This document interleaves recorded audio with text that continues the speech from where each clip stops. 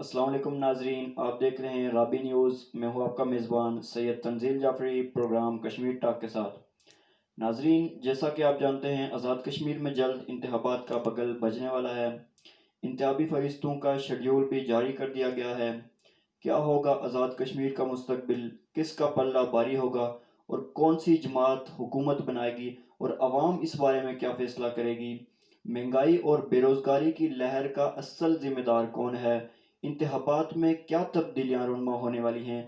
آج اسی پر ہم بات چیت کریں گے۔ اس وقت ہمارے ساتھ اسٹوڈیو میں موجود ہیں صحافی اور تجزیہ کار سید عمر گردیزی۔ اب گفتگو کا سلسلہ شروع کرتے ہیں۔ جی السلام علیکم عمر گردیزی صاحب، انتخابات کی آمد ہے، اس وقت سیاسی منظرنامہ کیا ہے؟ جی فرمائیے۔ جی تنزیل جعفری صاحب، بہت شکریہ۔ جیسا کہ میں نے ابھی چند وقت قبل یہ آپ سے بات کی تھی کہ آزاد کشمیر کا جو سیاسی منظرنامہ ہے وہ اس وقت تھوڑا سا تبدیل ہوگا، مطلب کہ پہلے کی طرح کی اتفاق کے انتخابات نہیں ہوں گے آزاد کشمیر کی سیاست میں، کیونکہ آپ دیکھیں پیپلز پارٹی ایک بہت بڑی جماعت تھی، پھر مسلم کانفرنس جو کہ ریاست کی سب سے بڑی جماعت آپ اسے کہہ سکتے ہیں، جیسے جموں کشمیر کی جموں کشمیر مسلم کانفرنس، وہ 50 سال سے زائد عرصہ آزاد کشمیر میں اس نے حکومت کی ہے۔ اس کے بعد پھر مسلم لیگ نون آئی تھی، تو وہ ایک بڑی اچھی پاور کے ساتھ آئی ہے، اور اس وقت تحریک انصاف جو کہ پاکستان کی حکمران جماعت بھی ہے، وہ آزاد کشمیر میں انٹر ہو چکی ہے۔ اور اس وقت کیونکہ جو گزشتہ الیکشن تھے تو اس وقت آزاد کشمیر میں تحریک انصاف کو بہت بری شکست ہوئی تھی۔ بیرسٹر سلطان محمود چودھری جو کہ صدر ہیں، جیسا کہ میں نے پہلے بھی عرض کیا کہ وہ ہار چکے ہیں، وہ اس وقت بالکل اپنی نشست ہار گئے تھے۔ پھر دوبارہ جب ضمنی الیکشن ہوئے تو بیرسٹر صاحب اپنی سیٹ جیت گئے تھے، اور اس وقت وہ ممبر اسمبلی بھی ہیں اور ساتھ میں سربراہ بھی ہیں تحریک انصاف کے۔ وہ الگ بات ہے کہ اپنے رویے کی وجہ سے وہ تھوڑے سے کچھ عرصہ قبل ڈاؤن ضرور ہوئے تھے، لیکن اس وقت وہ دوبارہ سے اوورٹیک کر چکے ہیں اور کامیاب جا رہے ہیں۔ اب ان کو دیکھتے ہوئے نظر یہی آ رہا ہے کہ جیسے کہ پہلے دور میں آزاد کشمیر میں ہر وقت یہی دیکھنے میں آیا کہ جو جماعت آزاد کشمیر پاکستان میں جس کی وفاق میں حکومت ہوتی ہے وہی یہاں پہ آتی ہے، آزاد کشمیر میں بھی اور گلگت بلتستان میں بھی۔ تو اس مرتبہ بھی کچھ ایسا ہی ہونے والا ہے، لیکن تھوڑے سے نتائج مختلف اس لیے ہوں گے کیونکہ تحریک انصاف کے پاس جو کینڈیڈیٹس آ رہے ہیں اس وقت تک، جو کینڈیڈیٹس ہیں یا پھر آنے والے دنوں میں جو بات سنائی دے رہی ہے، تو وہ اس طرح کے کامیاب کینڈیڈیٹس نظر نہیں آ رہے ہیں۔ جس طرح کہ ابھی سپوز ہمارے یہاں سے اگر آپ کسی سیاستدان کو لے لیں، وہ اگر اپنی جماعت چھوڑ کے کسی دوسری جماعت میں جائے گا تو ڈیفینیٹلی اس کے ورکر مایوس ہوں گے جو کہ نظریاتی ورکر ہیں۔ تو جو مفاداتی ورکر ہیں تو وہ پھر اپنے لیڈر کا ساتھ نہیں چھوڑیں گے، وہ ایسے ہی جاتے رہیں گے۔ اور اس طرح سے مجھے جو لگ رہا ہے کہ آزاد کشمیر کی سیاست میں اس وقت اہم تبدیلیاں رونما ہوں گی، اور آنے والے چند دنوں میں بہت لمبا عرصہ نہیں کہوں گا، یا یہ نہیں کہوں گا کہ 5 ماہ کے بعد جب الیکشن ہوں گے، بہت پہلے کی بات میں کر رہا ہوں کہ چند دن بعد آزاد کشمیر میں ایسے ایسے برج گرنے والے ہیں کہ عقل دنگ رہ جائے گی، اور نظریات کی، آپ ایسے کہہ سکتے ہیں کہ نظریات کو دفن کر دیا جائے گا، زمین بوس کر دیا جائے گا، اور صرف مفادات کی سیاست ہوگی۔ جی جی گردیز صاحب، بتائیے گا کہ جیسے انتخابات آتے ہیں، سیاسی لیڈران اپنی پارٹیاں تبدیل کرنا شروع ہو جاتے ہیں۔ جو پارٹی مضبوط ہوتی ہے اسی میں زیادہ تر شفٹ ہونے کی کوشش کرتے ہیں۔ گردیز صاحب بتائیے گا کہ ابھی کون سی پارٹی ٹیک اوور کرنے کی پوزیشن میں؟ جی بہت اچھا سوال آپ نے پوچھا ہے، اور بڑا اہم سوال آپ نے پوچھا ہے کہ کون سی جماعت ٹیک اوور کرنے کی پوزیشن میں ہے۔ تو اس وقت جو پوزیشن ہے آزاد کشمیر کا، جو سیاسی منظرنامہ جا رہا ہے، جو اس وقت دیکھنے میں آ رہا ہے، تو تحریک انصاف کے بارے میں سب یہی کہہ رہے ہیں کہ تحریک انصاف ٹیک اوور کرنے کی پوزیشن میں ہے، جبکہ مسلم لیگ نون بھی اس کو ٹف ٹائم دے گی۔ جبکہ جو تیسری بڑی جماعت ہے پیپلز پارٹی، جو کہ 2 بار کی حکمران بھی رہ چکی ہے، تو اس کو اس وقت مطلوب انقلابی صاحب کی ڈیتھ ہو گئی، پھر سردار غلام صادق صاحب کی ڈیتھ ہو گئی، پھر حلقہ کوٹلہ مظفر آباد سے میر یونس صاحب نے پیپلز پارٹی کو خیر آباد کر دیا۔ پھر اسی طریقے سے یا آپ تھوڑار والی سائڈ بھی چلے جائیں، ٹائیں کا جو حلقہ تھوڑار ہے راولہ کوٹ کا، وہاں پہ بھی جو ایک اہم جو کینڈیڈیٹ تھی پیپلز پارٹی کی، تو شمشاد عزیز، وہ بھی پیپلز پارٹی کو خیر آباد کر چکی ہیں۔ تو پیپلز پارٹی کو اس طرح سے بہت بڑا جھٹکا بھی لگا ہے، ورنہ پیپلز پارٹی اس وقت ان نظریاتی جو کینڈیڈیٹس ہیں ان کی جماعت تھی جو کہ کبھی بھی اپنی جماعت بدلتے نہیں تھے، لیکن اچانک جب بھی الیکشن کا بغل بجنے لگتا ہے تو یہ جتنے بھی سیاستدان ہیں اپنے مفادات کے لیے جو سیاستدان ہوتے ہیں، جبکہ جو نظریات کے لیے سیاستدان کھڑے ہوتے ہیں، پیپلز پارٹی ایک میں اکثریت ایسی ہے کہ جو نظریاتی لوگ ہیں وہ اپنی جگہ پہ ابھی تک قائم ہیں، کیونکہ ان میں سے 2 کی ڈیتھ ہو گئی ہے جو کہ وننگ کینڈیڈیٹ تھے، اور آزاد کشمیر کی سیاست میں ان کا ایک بہت بڑا رول تھا، جیسے مطلوب صاحب کا میں نے نام لیا، سردار غلام صادق صاحب سابق اسپیکر رہ چکے ہیں. تو اس وقت جو ٹیک اوور کرنے کی پوزیشن لگ رہی ہے تو وہ بظاہر اگر تو اس وقت مسلم کانفرنس کیونکہ ریاست کی بڑی جماعت ہے, نون لیگ کے بھی بڑے مضبوط امیدوار ہیں اس وقت, آپ دیکھ سکتے ہیں جماعت اسلامی کے بھی ایک دو امیدوار مضبوط ہیں. تو ٹیک اوور کرنے کی جہاں تک بات ہے, بے شک اس وقت نون لیگ کا پلڑا بھاری کیوں نہ ہو, تو آخر میں جا کے تحریک انصاف کو ہی آزاد کشمیر پہ لایا جائے گا, کیونکہ وفاق میں اس وقت تحریک انصاف ہے. اگر تو ان ہاؤس تبدیلیاں آتی ہیں, وفاق میں کچھ تبدیلیاں آتی ہیں, جیسے کہ اپوزیشن جماعتوں کے احتجاج چل رہے ہیں, دھرنے جاری ہیں, آگے ریلیاں جاری ہیں جو کہ پی ڈی ایم جو کرنے جا رہی ہے. اچھا ایک اور چیز میں آپ کو یہاں سے بتا دیتا ہوں کہ اگر تو مولانا فضل الرحمان صاحب جیسے کہ جا رہے ہیں پی ڈی ایم کا وہ ریلی یا جلوس لے کے, پہلے ان کا رخ اسلام آباد کی طرف سے تھا, لیکن اب وہ راولپنڈی میں جا رہے ہیں, تو راولپنڈی میں جانا جی ایچ کے او پہ حملہ کرنا, تو اگر اس میں اگر ان کے کارکن کچھ سنگینی لے آتے ہیں اپنے احتجاج میں, تو ہو سکتا ہے کہ انتخابات کی نوبت ہی نہ آئے اور ملک میں ایک بار پھر سے مارشل لا لگ جائے. اور اس وقت اگر یہ مارشل لا لگا تو پھر انتخابات کی سیاست ہمیشہ دفن ہو جائے گی. اس کے بعد پھر یہ آخری مارشل لا ہوگا, اس کے بعد پھر پاکستان میں یا پھر آزاد کشمیر میں یا گلگت میں کبھی بھی حکومت نہیں آئے گی. لیکن مولانا صاحب کو اس چیز پہ نظر ثانی کرنی چاہیے. وہ ایک منجے ہوئے سیاستدان ہیں, بڑے سیاستدان ہیں, پاکستان کی ہسٹری میں ان کا ایک بڑا نام ہے. تو اگر وہ غلطی کریں گے تو پھر اس کا خمیازہ پوری قوم بہت عرصہ تک بھگتے گی, کیونکہ مارشل لا تیسرا لگ گیا اور آئین میں ترمیم بھی نہیں ہو سکتی. اس لیے جو اوور ٹیک کرنے کی پوزیشن میں اگر آتی ہے پارٹی, مولانا صاحب اگر یہ کام نہیں کرتے ہیں پھر تو تحریک انصاف آزاد کشمیر میں مسلط ہو سکتی ہے. ورنہ دوسرا نمبر جو میں جہاں تک سمجھتا ہوں تو مسلم لیگ نون بھی کافی سیٹیں نکالے گی. جی گردیز صاحب, آپ باغ کی سیاست کو کیسے دیکھ رہے ہیں؟ باغ میں کون سی جماعت جو ابھی مضبوط ترین ہے اور کون سی جماعت جو ہے تو اس کا پلہ بھاری ہوگا مستقبل میں؟ ابھی الیکشن قریب ہیں, اور آپ کے خیال میں جو ہے تو باغ کی سیاست کا اونٹ کس کروٹ بیٹھتا نظر آ رہا ہے؟ جی جیسا کہ میں خود بھی کافی عرصے سے باغ میں یہاں پہ موجود ہوں, اور میں نے جو دیکھا ہے, جو محسوس کیا باغ کے اندر کی سیاست کا, تو باغ میں جو مین جو اصل سیاسی گردش کرتی رہی ہے, جو باغ کا 3 حلقے ہیں, حلقہ وسطی باغ ہے, حلقہ شرقی باغ ہے اور حلقہ غربی باغ ہے, جس میں غربی باغ سے سردار عتیق احمد صاحب جو کہ مسلم کانفرنس کے اس وقت کے سربراہ بھی ہیں اور ممبر اسمبلی بھی ہیں اور سابق وزیر اعظم بھی رہ چکے ہیں, 2 بار انہوں نے حکومت کی آزاد کشمیر میں. ان کے والد صاحب 19 صدی سے زائد آزاد کشمیر میں حکومت کر چکے ہیں. تو یہ وہ جماعت تھی کہ بہت عرصے تک انہوں نے آزاد کشمیر میں حکمرانی کیا, لیکن اچانک یہ ٹوٹ کیوں گئی تھی؟ کیونکہ عتیق صاحب کو صدارت چاہیے تھی, جبکہ جو نظریاتی کارکن تھے مسلم کانفرنس کے, تو وہ اس چیز سے نالاں تھے. اس وجہ سے مسلم کانفرنس ٹوٹ پھوٹ کا شکار ہوئی. اس وقت پھر دوبارہ سے سننے میں آ رہا ہے کہ باغ کے اندر سردار عتیق احمد خان صاحب جو کہ حلقہ غربی باغ دھرکوٹ والی سائڈ سے الیکشن ہمیشہ لڑا کرتے تھے, وہ اس مرتبہ شرقی باغ میں آ رہے ہیں. ان کے مد مقابل ہوں گے سردار میر اکبر خان صاحب جو کہ نون لیگ کے امیدوار ہیں اور اس وقت کے وزیر جنگلات بھی ہیں, پہلے وزیر برقیات رہ چکے ہیں اور 12 الیکشن جیت چکے ہیں. پھر ان کے مقابل میں آئیں گے سردار ضیاء القمر یا پھر سردار قمر زمان خان جو کہ پیپلز پارٹی کے بہت اہم کینڈیڈیٹ بھی ہیں, اور اگر آپ ان کو کہیں گے کہ وننگ کینڈیڈیٹ ہیں اور بہت بڑا ووٹ بینک ہے ان کا, تو بھی غلط نہ ہوگا.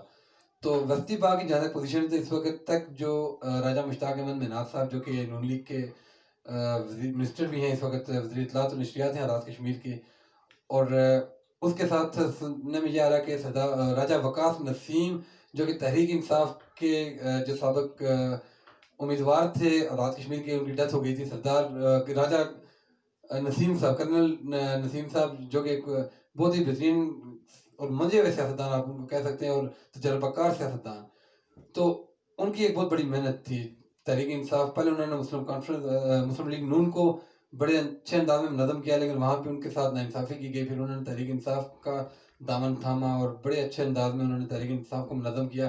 لیکن بدقسمتی کی یہ کہ کرنل صاحب کی ڈیتھ ہو گئی تھی. اس کے بعد ان کے جو بھائی تھے راجہ خورشید صاحب, انہوں نے انتخابات میں حصہ لیا تھا اور اچھا ووٹ بینک انہوں نے بھی حاصل کیا تھا. لیکن کیونکہ جیسا میں پہلے بیان کر چکا ہوں کہ یہ سلیکشن اوپر سے ہوتی ہے, جو وفاق میں ہے وہ یہاں پہ بھی اسی کو ٹیک اوور کرنا ہوتا ہے. لیکن اس وقت بظاہر تھوڑا سا مختلف نظر آ رہا ہے. وسطی باغ کی سیاست کے بارے میں میں یہاں تک بتانا چاہتا ہوں کہ اگر تو راجہ محمد یاسین خان دوبارہ سے آتے ہیں مسلم کانفرنس کے امیدوار بن گئے, تو پھر وسطی باغ میں کنفرم نہیں کہہ سکتے کہ کس کا پلڑا بھاری ہوگا. وہ اس لیے نہیں کہہ سکتے کیونکہ تمام کے تمام کینڈیڈیٹس مضبوط کینڈیڈیٹس ہیں, اور ووٹ بینک تقسیم ہوگا. پھر یہاں پہ برادریزم پہ بھی سیاست کی جاتی ہے. برادریزم پہ جب سیاست ہوگی تو پھر ہر برادری اپنے برادری کے کینڈیڈیٹ کو زیادہ ووٹ دینے کی کوشش کرے گی. اس میں پھر جو حقیقی ووٹ ہوتا ہے وہ مر جاتا ہے.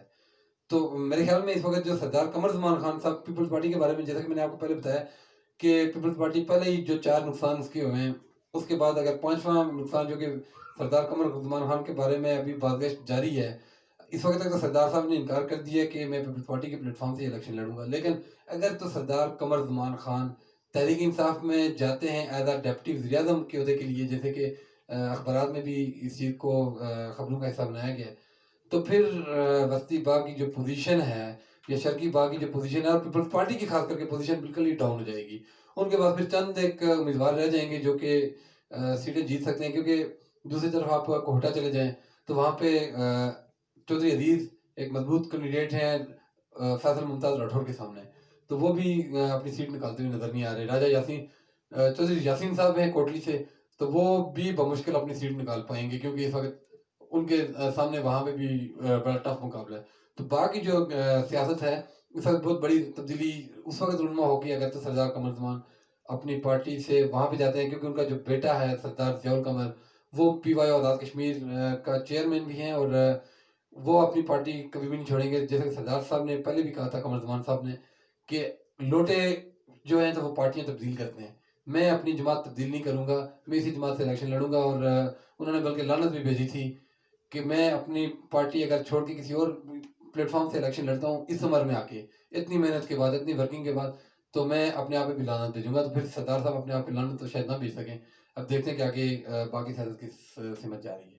گردیز صاحب بتائیے گا کہ اس وقت مہنگائی عروج پر ہے، عوام کا جینا مشکل ہو گیا ہے، اس مہنگائی کی اصل ذمہ دار کون سی حکومت ہے، اور آزاد کشمیر میں اس کے کیا اثرات ہوں گے؟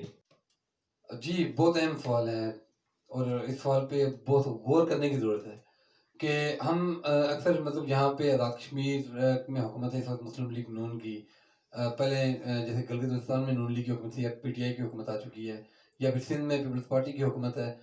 اب ہم یہاں پہ اگر یہ کہتے ہیں کہ مہنگائی ہو گئی ہے، بہت زیادہ مہنگائی ہو گئی ہے، نون لیگ کی حکومت نے، آزاد کشمیر کی حکومت نے بہت مہنگائی کر دی ہے یا پھر جو بھی کر دی ہے، تو اصل میں ہمیں دیکھنے کی ضرورت یہ ہے کہ مہنگائی ہو کس وجہ سے رہی ہے. آزاد کشمیر کی حکومت کا بجٹ کون دیتا ہے؟ پیچھے سے یہ تمام چیزیں مینوفیکچر کہاں سے ہو رہی ہیں؟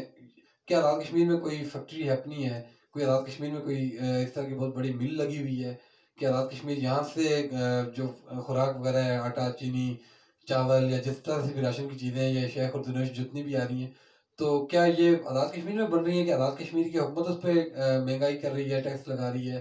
اس وقت ابھی 2 دن پہلے بہت بڑا احتجاج ہوا ہے آزاد کشمیر میں، آزاد پتن کے مقام پہ تقریباً بہت بڑا تصادم ہوا ہے، وہاں پہ مختلف لوگ زخمی ہوئے ہیں، پولیس زخمی ہوئی ہے، اس کے بعد وہاں کے اسسٹنٹ کمشنر کو زخمی کیا گیا ہے.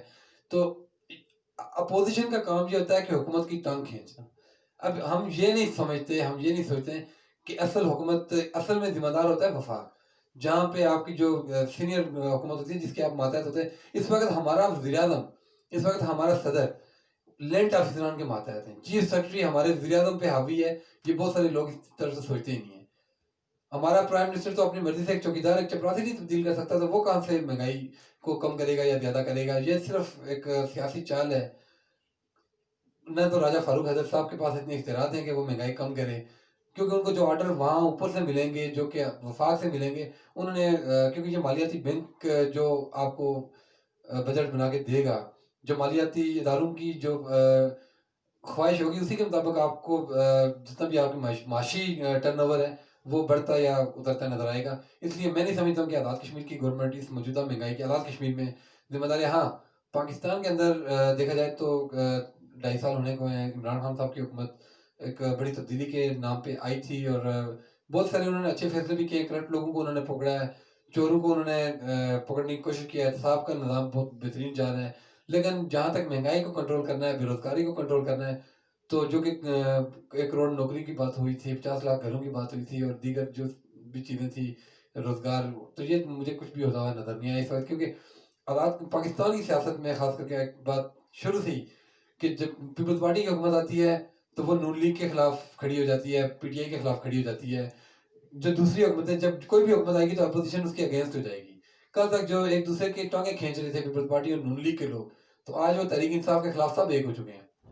مولانا فضل الرحمان صاحب کل تک عورت کی حکمرانی کو حرام قرار دے رہے تھے, آج وہ مریم بی بی کے ساتھ ساتھ چل رہے ہیں. بلاول بھٹو کی والدہ کو نواز شریف صاحب نے, شہباز شریف صاحب نے ان کی کردار کشی کی تھی, ان کی تصاویر وائرل کی تھیں, ہیلی کاپٹر سے تصویریں گرائی تھیں, لیکن آج وہ ان کی بیٹی کے ساتھ کھڑے ہیں. تو یہ وہ سب مفادات کے لیے کھڑے ہیں. آج تک پاکستان کے بارے میں, پاکستان کی عوام کے بارے میں کسی نے نہیں سوچا. اور اتنی بڑی بیوقوف ہماری پاکستان کی اور کشمیر کی عوام ہے کہ ہم ہر سال تکلیفیں برداشت کرتے ہیں, مہنگائی کو دیکھ رہے ہوتے ہیں, قرضوں پہ ہم ڈوب چکے ہوتے ہیں, لیکن جب انتخابات آتے ہیں تو پھر تالیاں شروع ہو جاتی ہیں, جب انتخابات آتے ہیں تو نعرے شروع ہو جاتے ہیں, وہی روایتی سیاست, پیپلز پارٹی نے یہ کر دیا, فلاں نے یہ کر دیا, یہ جیت گیا تو یہ کرے گا, فلاں زندہ ہے, فلاں مر گیا, یہ ہو گیا, وہ ہو گیا. تو میں نہیں سمجھتا ہوں کہ آزاد کشمیر کی حکومت اس وقت جو موجودہ جو آٹے کا بحران ہے یا دیگر مہنگائی ہے اس کی ذمہ دار ہے, کیونکہ اس کے جو آرڈرز ایشو ہوتے ہیں وہ اوپر سے ہوتے ہیں. تو آزاد کشمیر میں اس کے اثرات جو مرتب ہوں گے تو آنے والے انتخابات میں, پر لوگوں کے دل میں یہ چیز ڈال دی گئی ہے کہ بھائی یہ حکومت ناکام ہو چکی ہے, اس نے مہنگائی کر دی ہے. لوگ یہ نہیں سوچیں گے کہ ان کے اوپر بھی ایک اور حکومت ہے, وہ بھی اگر کوئی فیصلے کرے گی تو اس پہ مسلط ہوں گے. ہمارا وزیر اعظم تو ایک چیف سیکرٹری کے سامنے مجبور ہے, ہمارا وزیر اعظم تو کچھ کر بھی نہیں سکتا, ہمارا صدر آزاد کشمیر وہ کچھ بھی نہیں کر سکتا, اپنی مرضی سے کسی پیپر پہ سائن نہیں کر سکتا. یہ حکومت کیا کرے گی؟ کچھ بھی نہیں کر سکتی ہے. اس لیے آزاد کشمیر کی جو عام جو کہ ایک روایتی روش چل رہی ہے اس پہ صورتحال یہی ہے کہ انتخابات آئیں گے, جو اپوزیشن ہے وہ اس چیز کا فائدہ اٹھائے گی حکومت کے خلاف, اور پھر وہی بات ہوگی کہ جو وفاق میں مسلط ہیں وہی لوگ یہاں پہ بھی مسلط ہوں گے. گردیز صاحب بتائیے گا کہ ایک ماہ قبل گلگت بلتستان میں الیکشن ہوئے, وہاں نتائج پہلے سے تیار شدہ تھے. ابھی آپ اس کو کس نظر سے دیکھ رہے ہیں کہ آزاد کشمیر میں بھی گلگت بلتستان کی طرح نتائج پہلے سے تیار شدہ ہوں گے؟ جی بہت ہی اہم سوال اور بہت ہی خاص سوال کیا تنزیل جعفری صاحب آپ نے.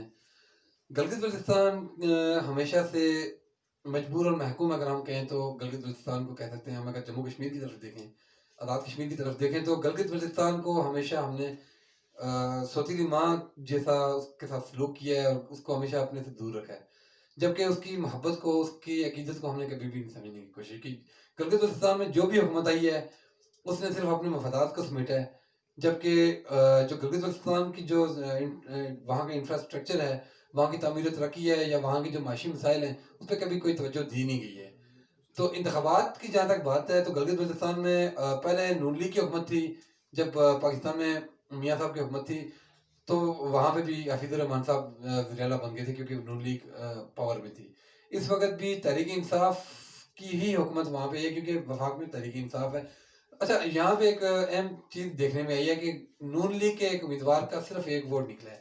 پوری بکسی جب اس کی چھانی گئی ہے تو اس سے ایک ووٹ نکلا ہے, اور وہ موصوف پہلے سے ممبر اسمبلی بھی رہ چکے ہیں, ایک مرتبہ وزیر بھی رہ چکے ہیں, اور بڑے مضبوط امیدوار تھے.